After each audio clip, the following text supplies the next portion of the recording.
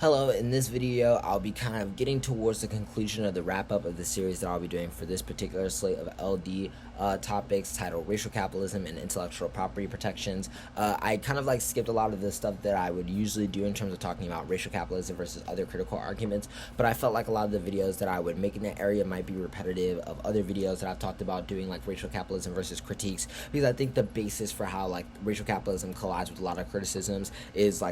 very similar on a lot of resolutions because of the way in which it just seeks to frame debate as a whole. And so I think that a lot of those might have been more repetitive, and so I kind of wanted to swing into talking about how I think people can answer racial capitalism affirmatives from various types of angles, perspectives, and literature bases, because I think that allows to have a more niche conversation of what criticism on the intellectual property protections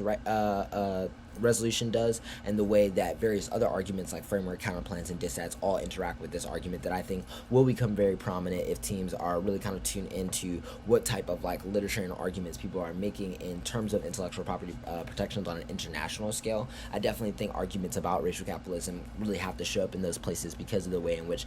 capitalism kind of works as such a strong transnational force, in the way that it traverses across various types of economies, cultures, and stuff like that. And so if you're having a kind of harder time grasping where you're kind of coming in now, I would definitely suggest going back to the intro to racial capitalism and intellectual property protections video, because I definitely set out the basis for a lot of the conversations that I'm having here. And you could also watch and tune in the last couple of videos to see what I think a racial capitalism affirmative would look like on this resolution, and the ways I think that it's strong against various type of arguments and how we kind of got to this conversation in the first place. I think that when I'm kind of thinking of what are some of the priorities when answering these types of affirmatives, I think a lot of the arguments that you are kind of going to want to make is that you're going to want to try to make a hard push on the internal link between the affirmative and their ability to resolve whatever large-scale impacts they're going for, even if they're not extinction. I think that it's really important with against racial capitalism that you're not able to allow a really smooth transition between the arguments that will be made about the kind of ethical problems with the way in which capitalism creates sources of violence for various marginalized communities. But I also think there are a lot of arguments to be made about why the types of organizing models that teams are maybe choosing in the face of this might not be able to scale up to the level of the transnational, and thus the kind of framework or the solution that comes to the affirmative would basically require an investment in the types of systems of violence that are already existing now. And so I think a lot of the arguments that you're kind of gonna want to make, regardless of whether you're reading a criticism, a policy, strategy, framework, whatever, you really want to be able to have an argument about why there's not a one-to-one correlation between the solvency of the affirmative and their ability to resolve all impacts of racial capitalism. Because even holding that as a standard that you can't let the aff weigh against you from earlier on in the debate lets the judge know that it's not a question of weighing the full impact of the affirmative against the whatever argument you're reading, but rather understanding that it's a question of what we move towards, because systems like this produce violence and create various sources of violence. I think that as you kind of move away from that as your sole focus, I think that other places on the affirmative that might be really good is trying to figure out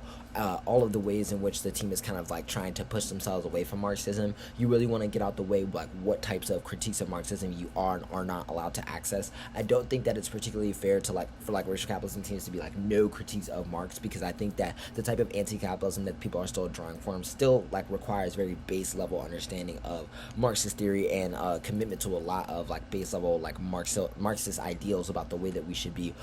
thinking about critiques of capitalism as a system of accumulation as a whole, and a grammar for such. And I feel things like that should definitely be ground for the negative to be able to say is bad on whatever grounds. And so I think that a lot of the arguments that then you kind of want to make on that basis is about the specific differentiations they're making and how that changes what types of things are contestable about the affirmative, so that you can kind of figure out when you're moving forward what types of arguments that you want to prioritize to make your strategy make the most sense. I think that when we're transitioning this into what I think about a larger set of what case debating would look like outside of just this internal link work, I think that it's really important to set an impact framing strategy that's really important for you. I think that if you're trying to move in towards a way where you want to take up the ethical kind of concerns of the 1AC and its ability to be something that truly serves very dispossessed people across various types of populations, then you might want to make arguments about why the ability of the criticism to weigh things its material extinction level impacts might be something that kind of blurs or jettisons the type of conversation that you think is particularly important about the solutions that the 1AC is offering.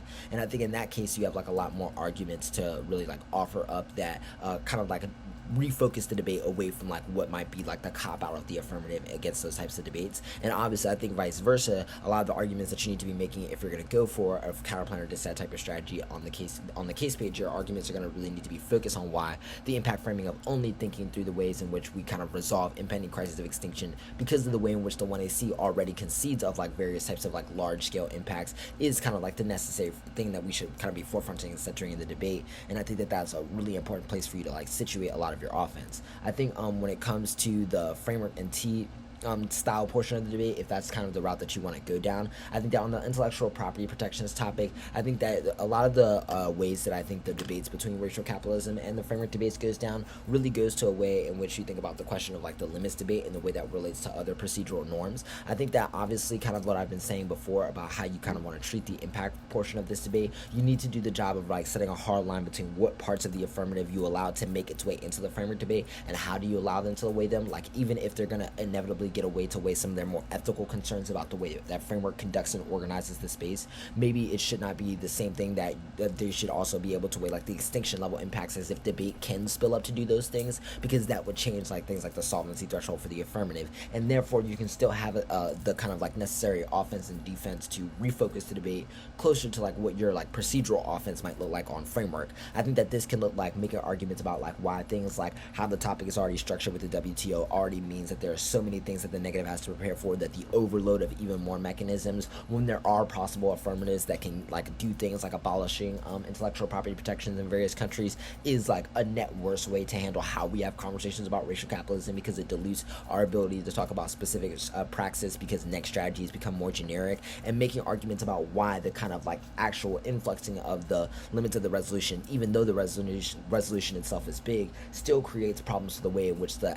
affirmative is able to access the ethical, educational kind of like net benefits of what their affirmative is trying to accomplish. And in that way, I think you can start working your impacts and weaving them more into what the affirmative is trying to accomplish, and thus you have like a lot of places for you to make really interesting impact scenarios that not only show the way in which things like, you know, fairness just killing the overall standard for how debate works, participation, etc., also the way in which it creates an inability to resolve the portions of the affirmative, which I think then kind of like allows you to set a larger standard and a larger expansive kind of idea for